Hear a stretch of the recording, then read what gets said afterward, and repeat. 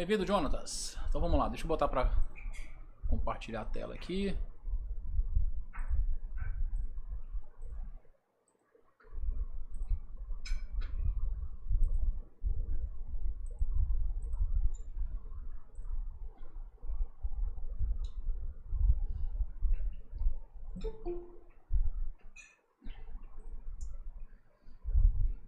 Amém. Chegou aí, galera? Chegou o slide? Chegou, né?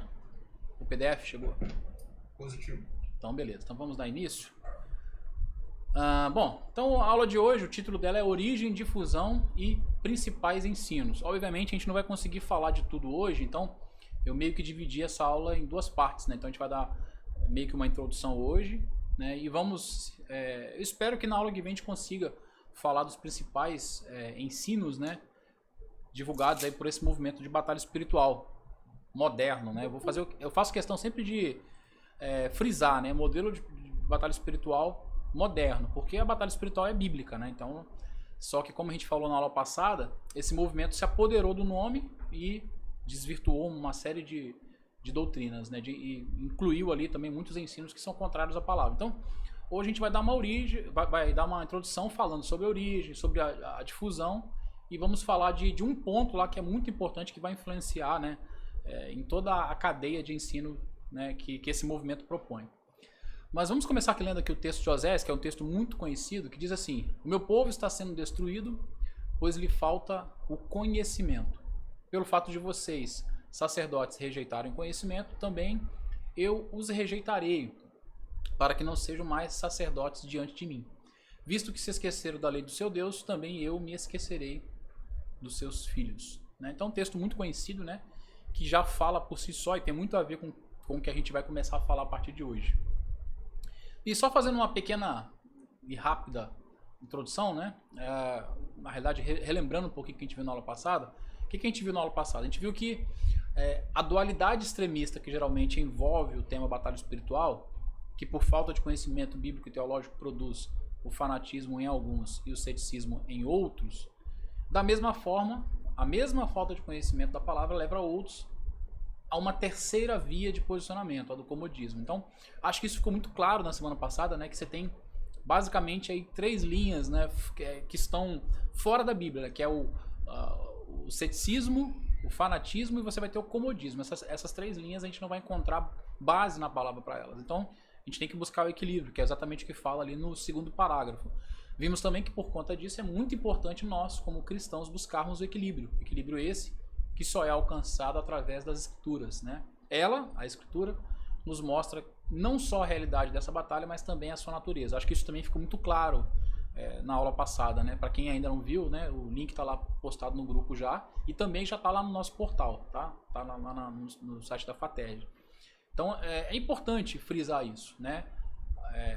Que a Bíblia nos ensina que existe sim uma batalha espiritual, mas temos que ter uma visão equilibrada. E o que é uma visão equilibrada? É uma visão bíblica. É uma visão que não vai para nenhum dos extremos, né? E que também não assume uma posição aí de comodismo, de ficar ali na inércia, né?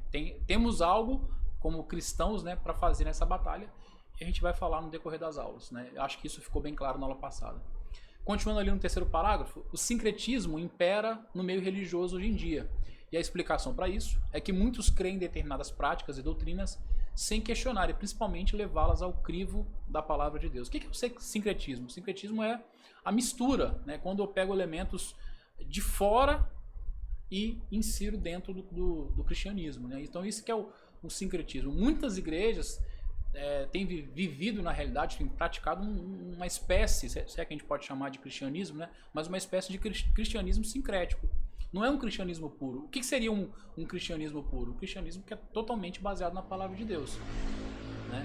Então o sincretismo é isso. E hoje é muito comum você ver elementos que, quando você leva para a palavra, você percebe que aquilo não condiz com o que a palavra fala, né? E por quê? É exatamente o que foi falado ali. Muitas pessoas não questionam, elas simplesmente aceitam tudo que chegam até elas, né, de ensino, de práticas, né? E se não questionam, quanto mais levar para a palavra. Não levam para a palavra. Então, nessa aula daremos continuidade ao tema, fazendo alguns apontamentos sobre o que não é batalha espiritual segundo a Bíblia, né? Como eu disse no início, a gente vai começar falando disso hoje. Então, em primeiro lugar, vamos falar sobre a origem e a difusão. Ó, no segundo capítulo do seu livro, intitulado O que você precisa saber sobre batalha espiritual, da editora Cultura Cristã, o reverendo Augusto Nicodemos indica onde e como se originou as principais ideias desse movimento de batalha espiritual moderno. Vejamos. Deixa eu dar aumentar um pouquinho aqui. O missionário inglês James Fraser, trabalhando em meio ao povo tribal Lisu, na China, um povo envolvido em magia negra, espiritismo e animismo, utilizou estratégias como dar ordens em voz alta a Satanás e seus demônios para quebrar o domínio desses espíritos sobre os Lisu. Partindo de sua experiência no campo missionário, Fraser desenvolveu, na base da tentativa e erro, alguns métodos para combater pela oração a influência dos espíritos malignos que atormentavam esse povo tribal. O que convenceu Fraser de que estava no caminho certo foi que esse método funcionava, né? Então, isso é interessante, né? Como é que começa essa visão, por exemplo, de batalha espiritual extra-bíblica, né? Principalmente com essa característica de orações dando ordens, né, aos demônios, aos espíritos malignos, com esse missionário que vai para campo missionário lá na China e começa a fazer ali um trabalho. No livro, o Augusto Nicodemos detalha um pouco mais sobre isso, e ele percebe algumas atitudes daquela própria tribo, né, que eles tinham essa prática de, em voz alta, ali nos seus cultos pagãos, né, de dar ordem aos demônios. Eles acreditavam nos demônios também, mas não como está na Bíblia, obviamente, né? Era uma tribo pagã. E ele começa a pensar se aquilo não funcionaria, né? Porque ele estava com muita dificuldade de fazer, de converter aquele povo, de mudar o coração daquele povo, de fazer com que eles ouvissem a palavra e se arrependessem. Então ele começa a pegar essas práticas emprestadas e começa ali a orar da mesma maneira, dando ordens, né, aos demônios. O José Augusto até comentou aqui, o podcast do Bíblia Tal comenta sobre isso. Eles também, isso, exatamente, no podcast do Bíblia ele fala sobre isso também, até o podcast que eu coloquei lá, né? Até aconselho, né, quem ainda não ouviu o podcast a ouvir, tá ok? E o que acontece então? Eles pegam isso emprestado e começam ali na base da tentativa e erro a praticar a mesma coisa. E a última frase ali do Nicodemos, ele fala, né, o que convenceu o Fraser, esse missionário, de que ele estava no caminho certo, foi que o método funcionava, ou seja, na sua opinião, começou a ter algum resultado, né? E muitos vão partir para essa visão pragmática. Eu até coloquei, olha, essa visão pragmática é a mesma que levou a Igreja Católica a adotar crendices de que água benta, preces repetidas, relíquias e símbolos cristãos funcionam e devem ser usados como objeto de expulsar demônios ou espíritos malignos. Ou seja, essa prática, essa visão pragmática já vem lá desde o catolicismo, né? Eles vão, se funciona, se deu certo, então é de Deus, né? Muitos vão falar, inclusive hoje em dia, vão se apoiar nesse argumento pragmático, do pragmatismo, né? Se funcionou, então beleza, tá certo.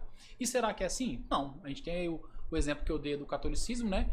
Que até hoje eles adotam essas práticas, né? Quando eles vão fazer os exorcismos, né?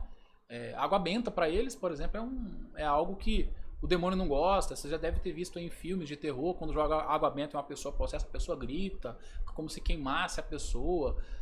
Preces repetidas várias vezes, vão repetir várias rezas ali com o intuito de enfraquecer o demônio. Relíquias, né? Para eles são objetos sagrados, símbolos cristãos, como a cruz. O diabo não gosta disso, né?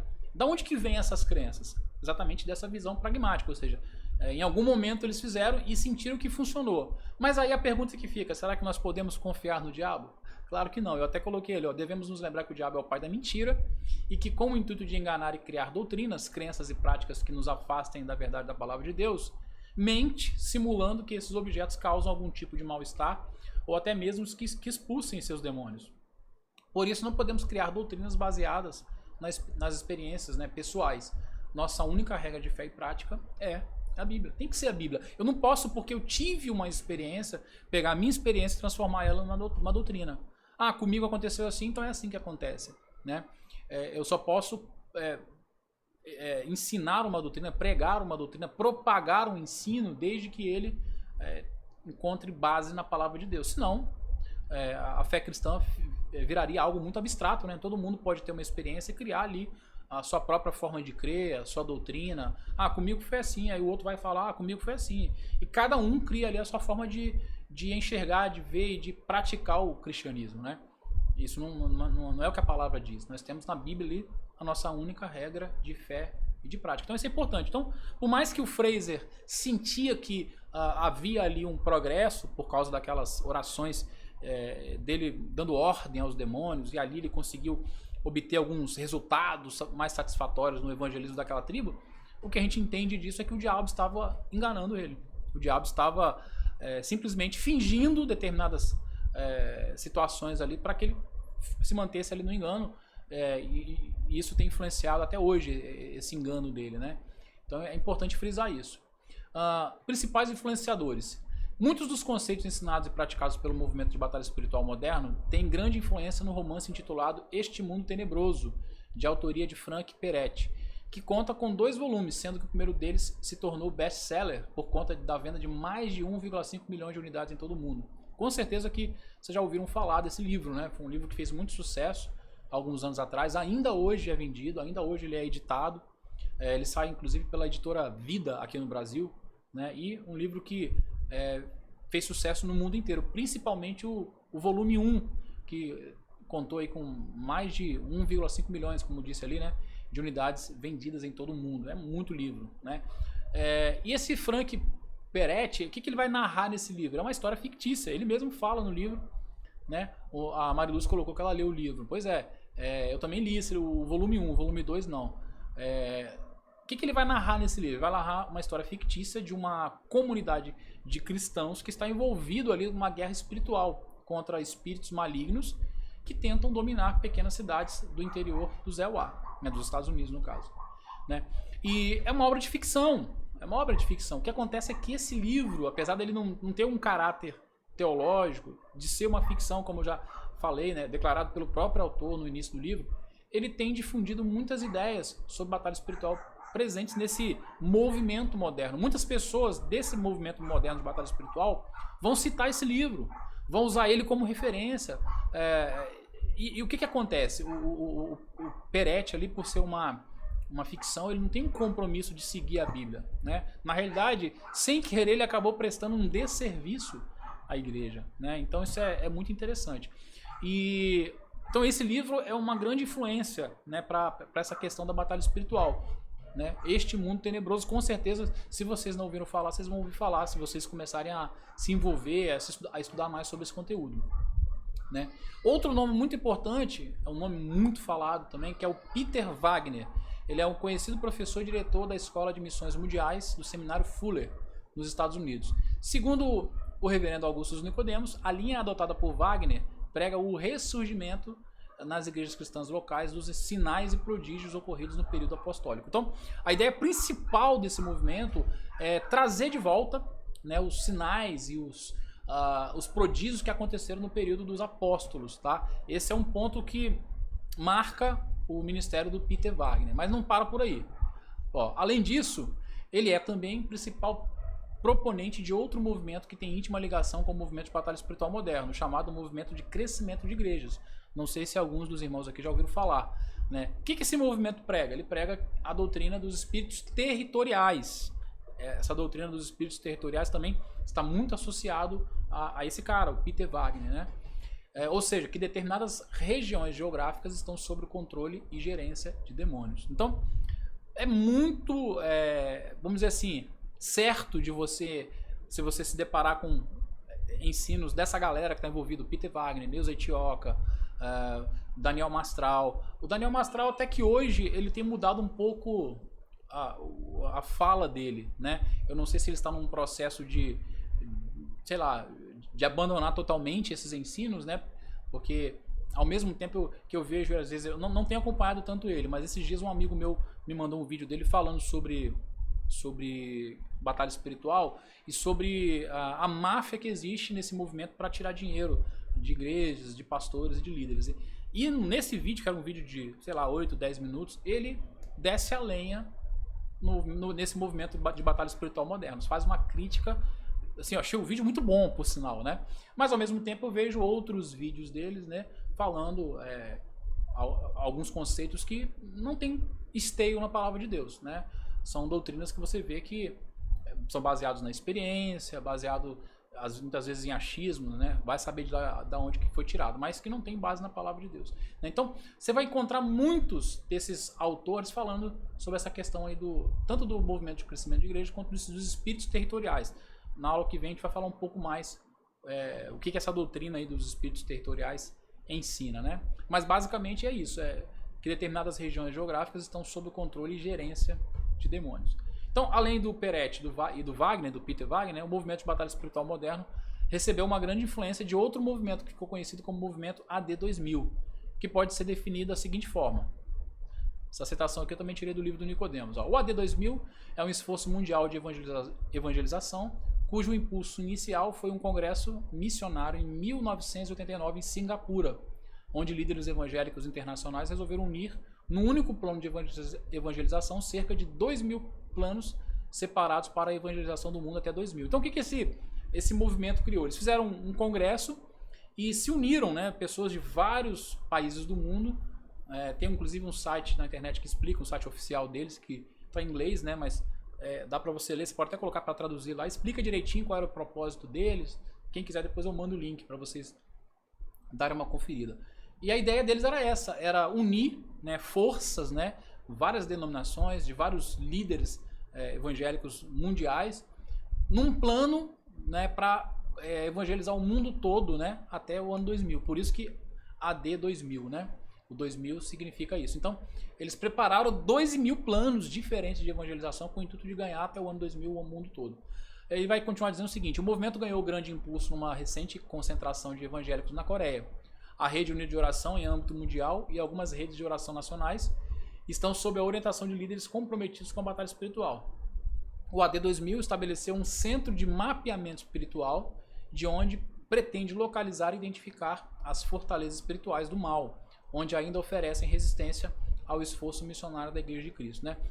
O mapeamento espiritual é algo que tem uma relação com a questão dos espíritos territoriais, ou seja, a ideia, eu vou explicar isso na próxima aula melhor, mas basicamente a ideia é que através do mapeamento espiritual você consegue identificar os pontos onde há uma maior incidência de espíritos malignos, de demônios, que estão resistindo ali ao avanço da igreja, ao evangelismo, né? Então você consegue, com o mapa mesmo, tá? É uma prática bem ritualística mesmo, você consegue identificar, segundo os proponentes desse ensino, e você consegue depois fazer um trabalho de oração, de jejum, de guerra espiritual mais focado, né? Então vem desse mapeamento espiritual. O mapeamento espiritual depois toma outras proporções em igrejas que estão relacionadas com cura e libertação, de fazer o mapeamento espiritual da pessoa que está sendo aconselhada, que está sendo acompanhada. Mas a gente vai detalhar um pouco mais sobre isso aí nas próximas aulas, tá? Mas então, tanto o Peretti quanto o Wagner, esse movimento geraram muita influência e geram até hoje, né, nos proponentes, né, desse movimento. Então, hoje em dia, além deles, né, o movimento de batalha espiritual moderno é alimentado por uma grande quantidade de livros, seminários, conferências e mídias dos mais variados tipos que são lançados no Brasil afora. E embora existam linhas diferentes dentro do movimento, as crenças básicas são as mesmas, aos quais iremos abordar em nosso curso. Então, hoje em dia, tem muita coisa acontecendo. Eu falei um pouco disso na aula passada, né? Muito seminário, muito congresso, simpósios, livros, material, cursos que são lançados, né? Que acaba alimentando, mantendo esse movimento cada vez mais vivo. Na semana passada eu achei engraçado, acho que porque eu andei pesquisando algumas coisas, digitando o YouTube, o Facebook acaba te indicando algumas coisas, né, de conteúdo. No YouTube apareceu um vídeo lá, uma live que estava acontecendo de uma conferência sobre batalha espiritual. Aí eu, na curiosidade, eu cliquei para ver do que se tratava. E tipo assim, gente pra caramba, tinha mais de, sei lá, não sei quantas mil pessoas ao vivo ali assistindo, era ao vivo, né? E o cara falando, ensinando ali muitos conceitos do que a gente vai tratar aqui, né? E muita gente, era uma live, mas semipresencial, né? Tinha muita gente no auditório, a câmera mostrou, né? E falei, caramba, o negócio tá forte ainda, né? Tá forte. Cada vez mais, né, as pessoas têm sido enganadas por esse ensino, né? E no Brasil, vamos falar um pouquinho disso, né? A realidade brasileira. Muitos dos conceitos e crenças sobre batalha espiritual que encontramos em muitas igrejas brasileiras hoje em dia são advindos do movimento neopentecostal, né, que é um desdobramento do pentecostalismo clássico, que começou no início do século. Os neopentecostais foram os primeiros a abraçarem os ensinos e doutrinas do movimento de batalha espiritual moderno em terras brasileiras. Então, o neopentecostalismo abraçou, assim, sem medo de ser feliz, muitos desses ensinos. A gente vê um sincretismo religioso muito grande, né, no neopentecostalismo. Porém, o neopentecostalismo não só abandonou muito das doutrinas do pentecostalismo clássico, como também inseriu novas doutrinas e dogmas que não encontram embasamento bíblico e que são baseados em experiências pessoais e, em muitos casos, a revelação direta, né? E grande enfoque no sobrenatural, se tornando uma denominação totalmente sincrética. Eu quero voltar aqui só reforçar algumas coisas que eu acabei de ler. Além da questão das experiências pessoais, que é muito comum, eu passei por isso, então é de Deus, né? Eu senti isso, então é assim que funciona. Eu fiz isso e funcionou, né? A questão pragmática que eu falei no começo. Em muitos casos, nesse movimento, você vai ter essa questão da revelação direta. Muitos líderes que vão falar que são detentores de uma verdade que ninguém tem, de uma revelação que Deus passou especificamente para ele, né? Enfim, como se eles fossem profetas, igual eram no Antigo Testamento, se Deus falasse diretamente, como se Deus falasse diretamente com eles, né? E eles transferissem aquela revelação, né, para as pessoas que o seguem, né? Então, vai ter aqui um grande enfoque, né, na questão sobrenatural, né? E isso, infelizmente, a gente não vê só no movimento neopentecostal. Muitas igrejas assumiram isso também, mas especificamente no movimento neopentecostal a gente vai ver muito isso. Então, e o grande problema é que de forma direta ou indireta eles têm influenciado até igrejas e cristãos de várias vertentes. Então, isso que é interessante. Quando você faz uma análise sociológica, você percebe que o movimento neopentecostal ele sai do movimento pentecostal, mas ele faz um movimento contrário. Ele é sincrético, ele nasce ali já de um sincretismo muito grande, né? Mas ele começa a exercer uma influência contrária, ele retroalimenta, né? Ele volta e começa a influenciar não só as igrejas pentecostais, mas como muitas igrejas históricas, né? E isso é tão assim que gerou uma preocupação muito grande, tanto em igrejas pentecostais clássicas, quanto em igrejas históricas, né? Eu vou citar aqui, por exemplo, um exemplo claro é a CPAD, que publicou no ano de 2019 um livro e uma revista de EBD, escritos pelo pastor Ezequiel Soares, não é meu parente, tá? Falando especificamente sobre o tema. Logo na introdução do seu livro, ele diz o seguinte, eu tenho esse livro também, tá? O objetivo do presente livro é mostrar e explicar com base bíblica e histórica a realidade da batalha espiritual nos seus variados aspectos. Com isso, confrontamos um movimento que também se denomina batalha espiritual, mas que traz no seu bojo uma coleção de crendices e especulações completamente destituídas de fundamentação bíblica. Olha que interessante. Então, isso gerou uma preocupação, porque muitas igrejas pentecostais acabaram absorvendo, né, abraçando muitos desses ensinos heréticos. E o mesmo aconteceu em algumas igrejas históricas, né? A IPB, a Igreja Presbiteriana do Brasil, alguns anos atrás, se reuniu para estudar esse movimento e também apresentar um material e um posicionamento da própria denominação, né, quanto a isso. Eu tenho inclusive o PDF, que é o resumo desse material. Hoje eu vou citar se eu não me engano, uma parte dele aqui. O Augustus Nicodemos participou da equipe, né, que foi convocada para gerar esse material, né? E outras denominações fizeram o mesmo, ou seja, você vê como é que esse movimento ele acaba infiltrando, né, e enganando não só os mais, de repente, desavisados, mas até aqueles que geralmente têm mais conhecimento. Então, é algo importante a gente frisar. Nesse trecho, o pastor Ezequias cita algo que é o ponto-chave ao lidarmos não só com esse tema, mas qualquer assunto, a fundamentação bíblica. Vou até grifar aqui, a fundamentação bíblica, né? Precisamos de fundamentação bíblica. Fundamentação bíblica é o ponto-chave para qualquer ensino, para qualquer doutrina, para tudo aquilo que a gente crê, né? E aqui eu cito a questão de um dos principais lemas da Reforma Protestante, que é o sola scriptura, né? Que literalmente quer dizer somente a escritura, somente a palavra, né?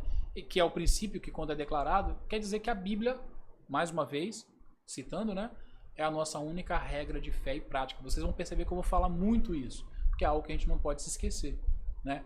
Então, devemos ser como os crentes de Bereia, né? Quem eram os crentes de Bereia? Tá lá em Atos 17:11. Os bereanos eram mais nobres que os tessalonicenses, pois receberam a mensagem com grande interesse, examinando todos os dias as escrituras para ver se tudo era assim mesmo.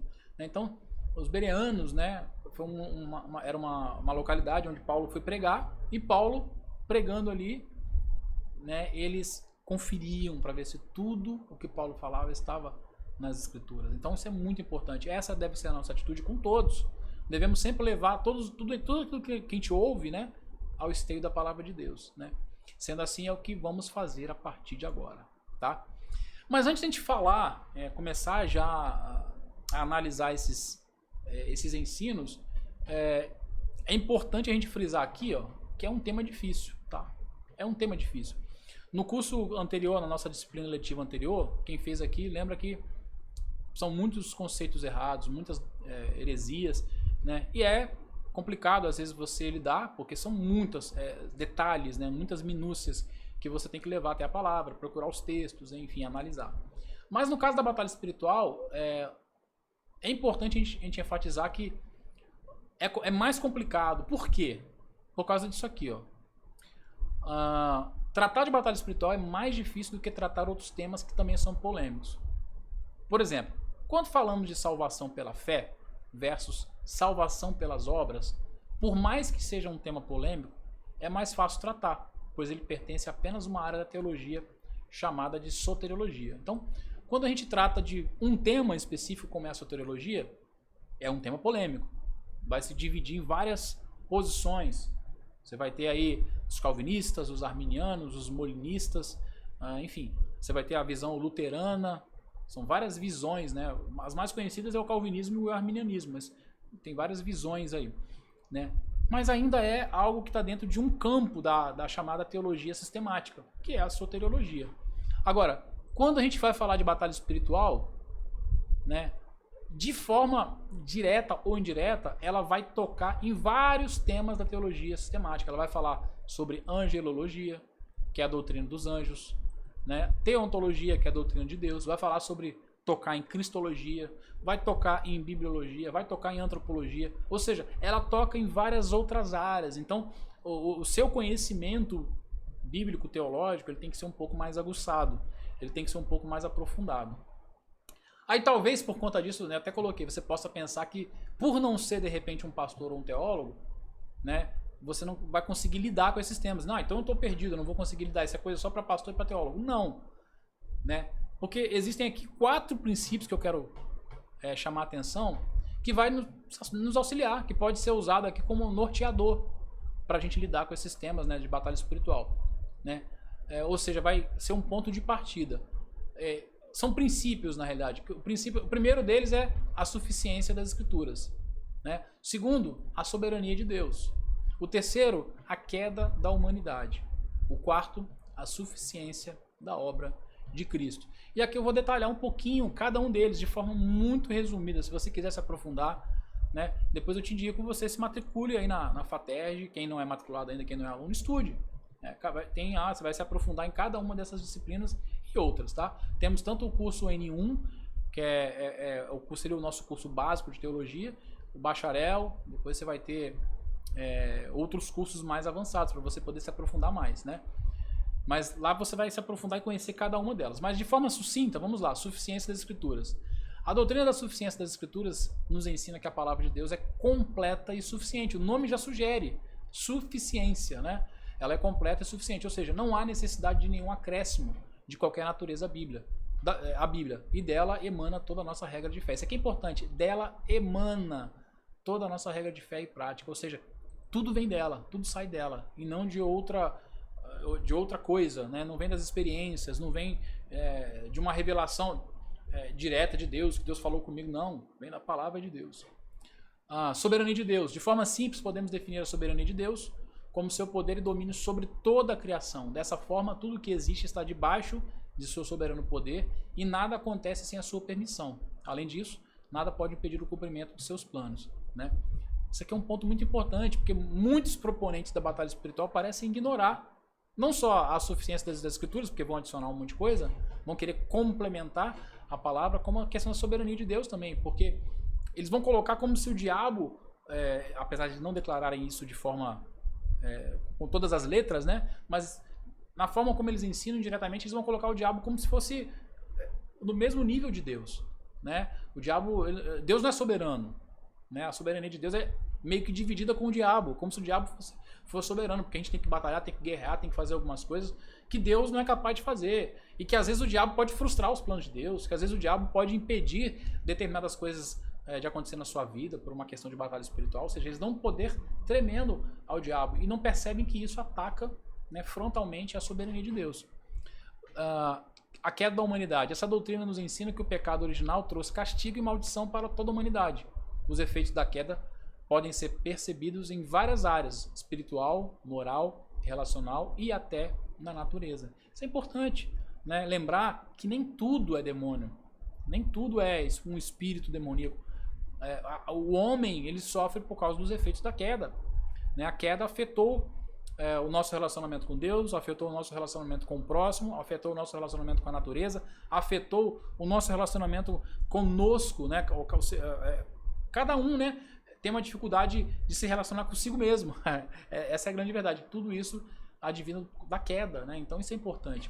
Eles parecem muitas vezes ignorar os efeitos da queda, o que a queda resultou, né? Então isso é importante. E por último, a suficiência da obra de Cristo, como o próprio nome sugere, a suficiência da obra de Cristo indica que o seu sacrifício na cruz foi completo em todos os sentidos, não necessitando de nenhum adicional posterior. Na cruz ele cumpriu a lei, o pecado foi derrotado, a morte foi vencida e o diabo também foi derrotado. Por isso ele disse, está consumado. João 19:30, nós vamos encontrar essa fala de Jesus, está consumado, ou seja, já foi consumado, não precisa de algo a mais, não precisa de um complemento. Então essa é a suficiência da obra de Cristo. E os proponentes da batalha espiritual moderna vão colocar algumas doutrinas que vão contra a suficiência da obra de Cristo, que vão colocar em xeque, né? Então esses 4 princípios aqui é importante: suficiência das escrituras, soberania de Deus, queda da humanidade e a suficiência da obra de Cristo. Como eu coloquei aqui, se cada um desses princípios for bem compreendido e for colocado à frente ao lidar com temas advindos da batalha espiritual, se torna muito mais fácil, né, de se compreender e de lidar, né, e de reconhecer esses ensinos errados. Amém? Não sei se vocês querem comentar alguma coisa, vocês estão calados hoje, não estão participando. Pode ficar à vontade para comentar, colocar alguma coisa aí, tá? Pode ser pelo chat ou pode ser por áudio também. Esse movimento aí, o pessoal acha que Deus precisa de ajuda, né? Tipo, Deus tá lá e se a gente não fizer, as coisas não acontecem. Tipo isso. Exatamente. Por isso que é importante a gente ter esses 4 elementos aí: soberania de Deus, suficiência das escrituras, suficiência da obra de Cristo. Se a gente se esquece desses elementos, a gente cai em muitas coisas que esse movimento ensina. Eu não vou mentir para vocês, no passado eu já fiz parte de igrejas que ensinavam muito dessas coisas, né? Eu já participei de encontros, de seminários. Eu comentei, acho que na aula passada aqui, que a minha igreja, na época, uma igreja que eu frequentava, né, na época organizou 3 seminários da Neoma Astral aqui. Eu participei de clínicas, clínicas e seminários de cura interior, libertação e tal. Enfim, a igreja que eu frequentava ela era muito envolvida com esses temas, falava muito sobre isso. Na época, para mim, aquilo tudo estava certo. Por quê? Porque eu não tinha um conhecimento da palavra, né? Quando eu comecei a estudar, comecei a ler, eu comecei a ver algumas coisas. Eu falei, opa, peraí, não é assim, não é bem assim, né? Então, a palavra é ela que vai realmente, inclusive, com relação a esses 4 princípios aqui, tudo vem dela. Da onde eu vou tirar a doutrina da soberania de Deus? Da Bíblia. Da onde eu vou tirar tudo que eu preciso aprender sobre a questão da queda, do pecado? Da Bíblia. Da onde eu vou tirar que a obra de Cristo é suficiente, que ela não precisa de nenhum complemento? Da Bíblia, né? Então, quando eu entendo que a Escritura ela é suficiente, que ela é a única regra de fé e de prática, eu tenho repetido muito isso aqui para ficar bem gravado na nossa memória, fica tudo mais fácil, né? E tudo eu vou tirar dela, e o que não for dela, eu rejeito. Basicamente é assim que funciona. Bom, vamos lá. Esse último ponto aqui, a gente já está, inclusive, acho que terminando. O último ponto realmente, que é a ênfase exagerada aos demônios. Esse ponto aqui é um ponto chave, é uma doutrina chave, é um ensino chave. Né? Mas vamos ler aqui e a gente vai explicando. Ó. A quantidade de crendices do chamado movimento de batalha espiritual é tão grande que chega a assustar. E como não temos tempo e espaço para tratar de todas, iremos falar das mais difundidas. Né? Porém, nessa aula iremos começar falando sobre um ensino que talvez seja o mais fundamental desse movimento. Né? O de que todos os males que atingem a igreja, a sociedade, as pessoas, as estruturas sociais, políticas e econômicas são advindos dos demônios. Esse pensamento irá nortear toda a cosmovisão dos adeptos da batalha espiritual moderna. Tá? Então isso aqui é um ponto-chave. Esse aqui talvez seja o ensino mais importante deles. Por quê? Tudo se desdobra dele. Essa ênfase exagerada nos demônios. ênfase exagerada nos espíritos, né? Ou seja, tudo vem disso aí. Todas as outras doutrinas que eles vão criar, que eles vão ensinar, que eles vão propagar, são advindas basicamente dessa ênfase exagerada que eles vão dar, né? Então, ó, continuando aqui, por conta disso, eles irão defender que a principal atuação, né, da igreja, faltou um dar aqui, ó, é o confronto e expulsão dessas entidades malignas, né? Então, como eles acreditam que tudo é demônio, né, como eu citei aqui, eles vão dizer que os males, né, advindos dos demônios, né, vão atingir a sociedade, vão atingir a igreja, as pessoas, estruturas sociais, né? No livro do Augusto Nicodemos ele vai falar da ação demoníaca, né? Vai citar, né, o ensino desse movimento nas estruturas sociais, na estrutura política, nas estruturas econômicas, às vezes porque determinadas localidades não crescem economicamente, porque tem uma atuação de um espírito demoníaco naquela localidade, que é um espírito territorial, que atua especificamente na área econômica, ou na área social, ou na área política. Por exemplo, muitos foi falado aí sobre a questão do Brasil. Por que o Brasil tem tanta corrupção na área política? Porque existe uma entidade específica que atua nisso. Teve até algumas igrejas que, não sei quem ficou sabendo aí, que na época foram lá fazer atos proféticos lá em Brasília, ungiram, derramaram óleo para quebrar a influência desses espíritos territoriais que atuam em Brasília lá, e nada mudou, tá? Teve até uma igreja que fez um tremendo evento lá, com culto, com gravação de CD e DVD, não vou citar o nome aqui para não ser não faltar com a ética, né? E que não mudou nada. Fez todos esses atos proféticos, unção com óleo, oração, várias denominações fizeram isso, né? Lá em Brasília, para acreditar. Então é esse pensamento aí, de que tudo vem do demônio, né? Então eles vão defender por conta disso que a igreja deve atuar exatamente no confronto e na expulsão dessas entidades. Ou seja, se a igreja não fizer nada, essas entidades vão continuar tendo espaço, essas entidades vão continuar dominando. Aí a igreja não consegue pregar, a igreja não consegue avançar, um Estado não cresce socialmente, não cresce politicamente falando, enfim. Tudo é influência de entidades, de demônios, né? Sobre isso, Nicodemos disse o seguinte: de acordo com essa abordagem, deixa eu só acertar aqui, os demônios são responsáveis por toda dor, todo sofrimento, toda miséria que encontramos ao nosso redor, o que inclui doenças, relacionamentos arruinados, desemprego, fome, opressão, justiça social, corrupção, entre outros. Mais que isso, eles são responsáveis igualmente pelo mal moral, por pecados como prostituição, lascívia, imoralidade, adultério, desonestidade, embriaguez e por todos os distúrbios morais do comportamento. Só por essa fala do Nicodemos aqui, a gente vai entender como que tudo vai dessa ênfase exagerada nos demônios. Por exemplo, aqui ele vai falar a questão de dor, sofrimento, miséria, né? Eu já vi muitos proponentes dessa visão de batalha espiritual colocando que toda doença é por causa do pecado. Você já deve ter ouvido falar também, né? Ou é por causa de uma legalidade aberta, tem um demônio atuando naquela doença. Às vezes uma simples dor de cabeça é um demônio, né? Todo sofrimento que você está passando, às vezes é um pecado que está oculto, algo que não foi perdoado, então aquilo dá legalidade e abertura para os demônios agirem. Toda miséria, se tem uma família que está passando por pobreza, por miséria, por alguma coisa, tem alguma relação com demônios. Ele vai falar a questão de relacionamentos arruinados, casamentos que não dão certo, que não vão para frente, é porque tem uma maldição hereditária ali, então os demônios agem naquilo ali. Às vezes você pega uma família que aconteceu mais de 1, 2, 3 divórcios, né? Então a explicação que eles vão dar é uma ação demoníaca naquilo ali. Aquilo tem que ser confessado, expulso, né, declarado, para que o demônio vá embora. Então, tudo vai dessa ênfase exagerada ali, né, no demônio. Tudo é demônio. Vão explicar também determinados pecados morais, como prostituição, lascívia, imoralidade, adultério. Eu já vi pessoas, líderes, explicando, não, tem muito adultério na sua família porque tem um demônio que atua nessa área na sua família. Tem muito roubo nessa empresa porque tem um demônio que atua nessa área. Eu já vi explicar, por exemplo, questão de embriaguez, de problema com álcool ou com drogas numa família, que às vezes se repete, né?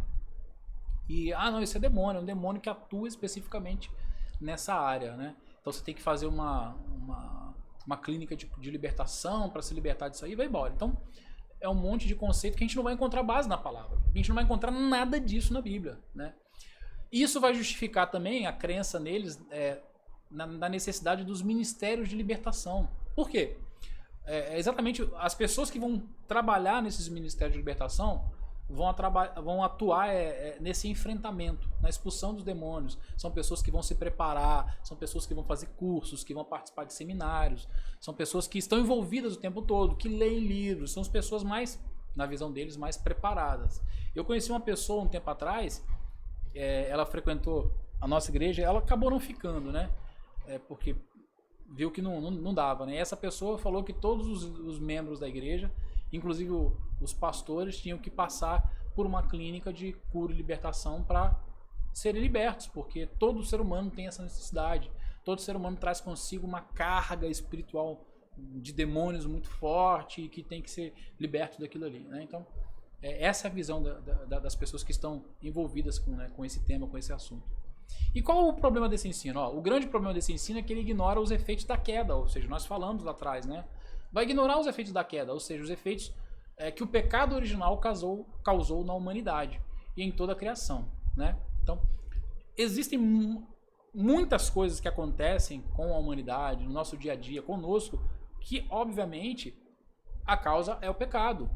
Sim, mas é o pecado de forma geral, ou seja, o mal entrou no mundo depois da queda, do pecado original, o pecado de Adão, né? Adão, como representante federal, nós nascemos debaixo do pecado por isso, porque ele é o nosso representante federal. Não vou entrar muito nisso aqui, mas quem quiser depois se aprofundar sobre isso, em antropologia bíblica e a martiologia, você vai estudar bastante sobre isso, né? Mas há um mal advindo do pecado. A queda trouxe o mal, né? Davi vai falar em Salmo 51 lá, 51:5, se eu não me engano, né? Em pecado fui gerado, em pecado me concebeu minha mãe. Então nós nascemos debaixo de uma maldição do pecado. Todo ser humano já nasce. E essa maldição, ela tem várias implicações. Isso é fato. Quando eles colocam que tudo é demônio, ignoram essa parte. Ignoram que tem males que são advindos do pecado original, né? Que a fome, a doença, a dor, enfim, tudo que a gente passa de ruim é por causa do pecado. Entrou no mundo por causa do pecado. Por quê? Porque quando Deus criou o mundo, ele criou perfeito, sem nenhum problema. Depois do pecado de Adão que começou a ter essas coisas. Depois do pecado de Adão que teve morte, né? Antes não tinha, o mundo era perfeito. A Camila colocou, eles falam tanto em demônios que se hoje mesmo Deus destruísse todos os demônios, essas pessoas perderiam emprego. Exatamente, porque eles dependem disso, né? O ministério deles depende disso.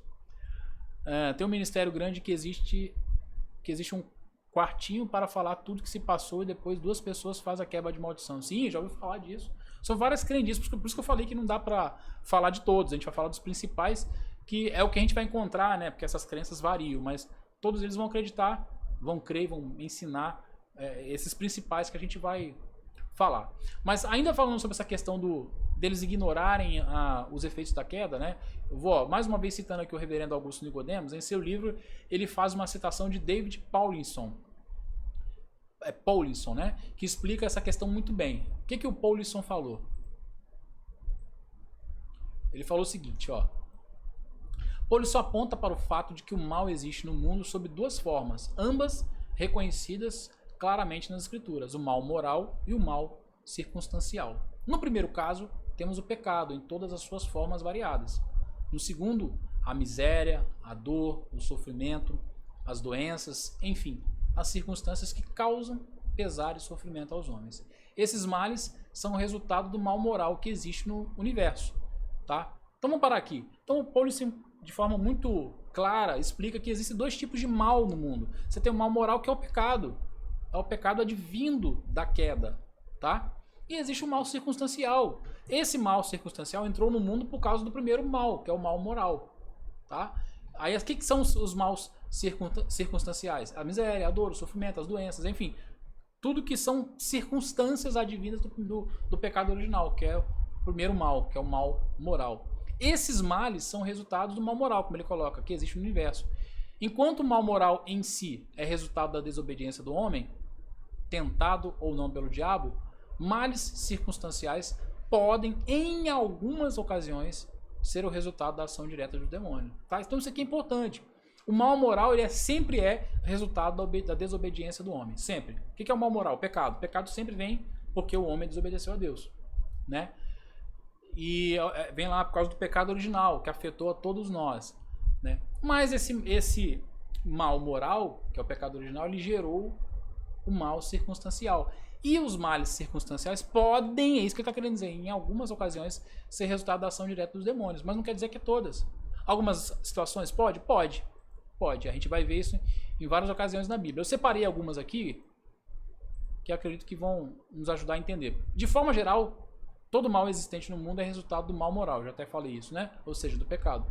Mas nem todo mal circunstancial é resultado direto de um pecado pessoal. Nos evangelhos, vemos Jesus fazer uma distinção de forma muito clara. No caso da mulher adúltera, por exemplo, ele não expulsou nenhum demônio dela. Apenas disse, também eu não a condeno. Vá e não peque mais. Passagem muito conhecida, a mulher é surpreendida em adultério, os homens pegam, levam ela até Jesus, para ver o que Jesus faria. Jesus escreve ali no chão, com o dedo, de repente, quando ele levanta, não tinha mais ninguém, está só ele e a mulher, ele pergunta, cadê os teus acusadores? Não estão mais aqui? E ela, não, Senhor, não estão. Né? Aí ele vai e fala isso, né? Aqueles que te condenam, né? Não estão mais aqui, não. Então eu também não te condeno. Vá e não peques mais. Está lá em João capítulo 8. Né? Ou seja, nós temos aqui um exemplo claro de um mal moral. Aquela mulher foi pega em adultério. Né? Um mal moral. Mas não era uma ação, né, de um demônio especificamente. Né? Como muitos vão colocar, o adultério é por causa de uma ação demoníaca. Existe o adultério porque tem um demônio do adultério. Eles vão dar até nome do demônio, gente. Vão falar assim, esse aqui é o demônio X, eu nem lembro agora o nome, mas tem um nome que eles dão para cada tipo de pecado. Para o adultério tem um demônio específico que atua naquilo ali. Né? E Jesus não fez isso. Jesus não ligou o pecado dessa mulher com nenhum tipo de demônio. Simplesmente falou, eu também não te condeno. Vá e não peques mais. A gente vai ver outro exemplo, que é o caso do paralítico do tanque de Betesda, né? Aí, nesse caso aqui a gente percebe que o problema ali tinha alguma relação com o seu pecado, porque lá em João 5,14, né, vai dizer assim, ó, mais tarde Jesus o encontrou no templo e lhe disse, olhe, você foi curado, não peque mais, para que não lhe aconteça coisa pior. Para quem não conhece a história, não lembra, Jesus cura, né, o paralítico no tanque de Betesda e ele sai. Depois, mais à frente, Jesus encontra com ele, né, andando, e é até curioso que Jesus encontra com ele andando e fala assim, você foi curado. Sim, Jesus que curou ele, e ele mesmo pergunta, você está curado? E ele vira para o homem e fala, vá e não peques mais, para que algo pior, né, não te aconteça. Então dá para entender que a paralisia daquele homem, né, tinha alguma relação com algum tipo de pecado, que a gente não sabe, a Bíblia não descreve, né, mas de forma indireta a gente entende isso. Outro exemplo é do cego de nascença, onde, respondendo ao questionamento dos discípulos sobre quem havia pecado para que ele nascesse assim, Jesus responde o seguinte, nem ele nem seus pais pecaram, mas isso aconteceu para que a obra de Deus se manifestasse na vida dele. Então, um outro exemplo, né? No primeiro exemplo, era um pecado moral que não tinha relação com o demônio. No segundo exemplo, era uma doença que tinha uma relação com o pecado. No terceiro exemplo, era uma doença que não tinha relação com o pecado, tanto que os discípulos perguntam, quem pecou? Foram eles? Foi ele? Foram seus pais? Para que ele nascesse assim? Jesus fala, não, nenhum nem outro. Né? Mas isso aconteceu para que se manifestasse, né, a obra de Deus se manifestasse na vida dele. Então, a gente tem que ter esse equilíbrio. É exatamente esse equilíbrio que falta, né, para quem está envolvido com essa visão. Tudo é demônio, tudo é capeta, tudo é espiritual. Se o pneu do carro fura, é alguma legalidade aberta, é o devorador, já vi muito isso também. Você está dando dízimo?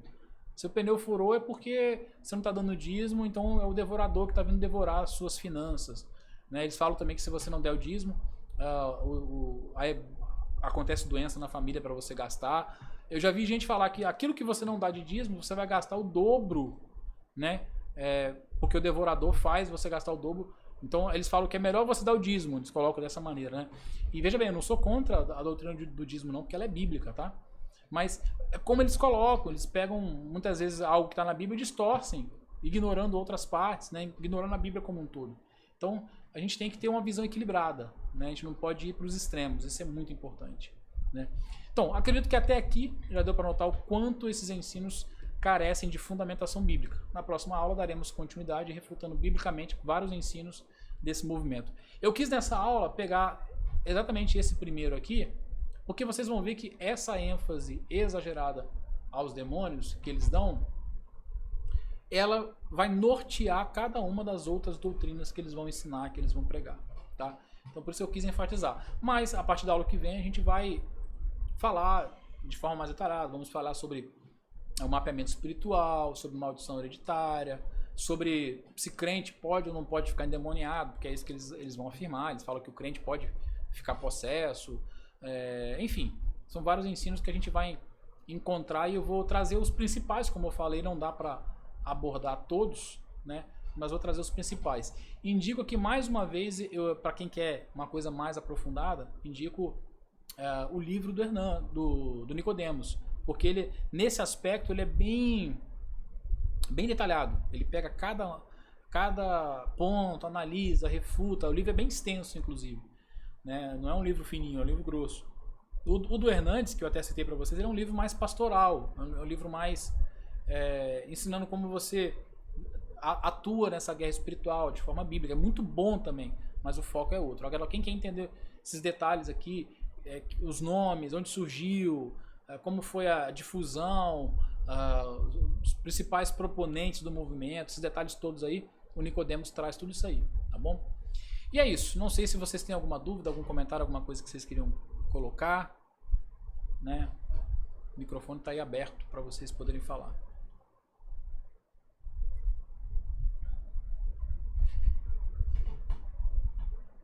Alguém?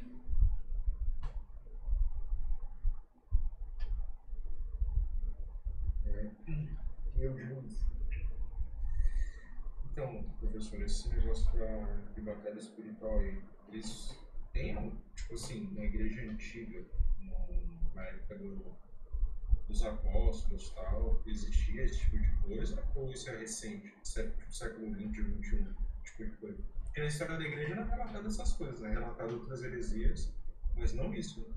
Não tem. Inclusive, o Nicodemos no livro dele ele vai usar inclusive esse argumento, que você não vai ver os apóstolos, você não vai ver Paulo, por exemplo, fazendo mapeamento espiritual, orando para quebrar a atuação de espíritos territoriais. Você não vai ver os outros apóstolos indicando que deva se quebrar a maldição hereditária. Você não vai ver nada disso, né? Muito pelo contrário. E esse movimento começa mesmo, esse movimento distorcido, com aquele missionário lá, o Fraser, né? Ele que começa a colocar essas misturas, esse sincretismo, e dali vai uma bola de neve, né? Uma coisa vai puxando a outra, vai influenciando a outra e vai embora.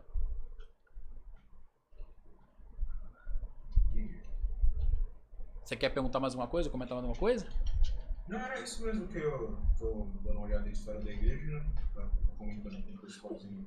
O que a gente vai encontrar, mas a sua pergunta é boa, porque o que a gente vai encontrar sobre batalha espiritual na Bíblia vai ser os ensinos de Paulo, né, na carta aos Efésios, falando sobre batalha espiritual. Pedro falando que, o apóstolo Pedro, né, falando que o nosso inimigo, ele anda ao nosso derredor como um leão buscando a quem possa tragar. Vai ser esse tipo de ensino que a gente vai encontrar, ou seja, mostrando que a batalha espiritual que o crente enfrenta, a gente vai ter aulas que vão falar especificamente disso, mas a batalha espiritual que o crente está envolvido é uma batalha muito mais para oferecer resistência, que é o que Paulo fala lá em Efésios capítulo 6, né? Oferecer resistência e está muito mais relacionado a uma vida de santidade, né? Uma vida de busca a Deus, não de ficar repreendendo o demônio, repreendendo isso, repreendendo aquilo, fazendo orações, participando de clínicas, enfim, não tem embasamento. É mais algo contra a nossa santificação do que algo necessariamente uma guerra para ficar dando pau no capeta, né? Exatamente, exatamente. A gente não vê na Bíblia nenhuma citação, nem mesmo você falou da questão da história da igreja, né? Nem mesmo na história da igreja você vai ver outros homens, né, que foram usados por Deus aí no decorrer da história da igreja fazendo esse tipo de prática. Isso é uma coisa bem moderna, né? E é interessante que o Nicodemos vai comentar no livro que os escritos, né, desse missionário, o Fraser, ficaram até meio que esquecidos, né? Porque ele escrevia as suas experiências, mas como ele não era conhecido, ele caiu meio que no anonimato. Só que depois a esposa do Howard Taylor, que era um outro missionário, foi escrever a biografia desse cara, né? E quando ela foi escrever a biografia desse cara, ela fez uma pesquisa lá e trouxe material desse cara que falava que ele contava as experiências dele, né, nessas tribos, né, lá da China. E isso acabou, na minha opinião, gerando um desserviço, né? Agora, isso invalida tudo que o Fraser fez? Não, de maneira nenhuma. Talvez eu não conheço aprofundadamente a história dele, mas talvez ele, em algum momento, ele tenha sido usado por Deus. E só que nesse aspecto aí ele errou, né? Buscou práticas antibíblicas, né? Não vou dizer antibíblicas, mas não buscou na Bíblia as práticas que deveria, né? Para o crescimento. Aliás, essa coisa de crescimento de igreja também é uma coisa que vem desse movimento, né? E acabou influenciando muitas igrejas preocupadas com número, com quantidade. Isso é uma coisa que é um resquício desse movimento de batalha espiritual, dessa preocupação com o crescimento. Antigamente o crescimento era algo tão natural que as pessoas, os líderes, não tinham essa preocupação. Eles não tinham essa coisa. Porque, como a gente vê lá em Atos, era o Espírito que acrescentava aqueles que iam crendo, né? E se isso influenciou muito o G12, com certeza. Eu já fui muito envolvido com o G12 também, tá? Ministrei várias vezes em encontros de igrejas. O G12, a igreja que eu frequento hoje, já foi uma igreja envolvida. Graças a Deus hoje nós não estamos mais. E com certeza teve uma grande influência, né? O G12 acabou sendo como é que eu diria, um movimento sincrético também, né? Ele começou até ali com, vamos dizer assim, com uma ideia de evangelizar, de ganhar, começa lá com César Castellanos lá na Colômbia e tal, mas depois, principalmente quando chega no Brasil, ele foi misturando, aí quando entrou Valnice Milhomens, que ela é mística pra caramba, quando entrou o René Terranova, aí a coisa desandou, e foi, cada igreja daqui a pouco começou a fazer o seu padrão de G12, o seu padrão de encontro, que desvirtuou muito do padrão que o César Castellanos fazia lá na Colômbia, né? Mas o movimento em si, né, ele é muito sincrético, ele é muito misturado, e com certeza tem muita influência aí de todas essas heresias que a gente tem tratado até aqui, principalmente na questão da batalha espiritual, porque tudo isso aqui a gente vai ver presente nos encontros. Você vai ver essas ministrações de libertação, de cura, essas oração de quebra de maldição hereditária e por aí vai. Você quer falar alguma coisa, ou Ellison? Fala aí. Pronto. Tá me ouvindo aí? Uhum. Você falou aí sobre sola escritura, né? A impressão que dá mesmo é que, acima de tudo, é o sensitivo, né? Sim. As experiências, o que a pessoa viveu e passou. E há quem diga até que experiências a gente não discute. Eu tenho uma certa dificuldade com essa frase, né? Mas então a impressão que passa é que a experiência ela está em primeiro e a palavra de Deus está em segundo nesses grupos, Uhum. né?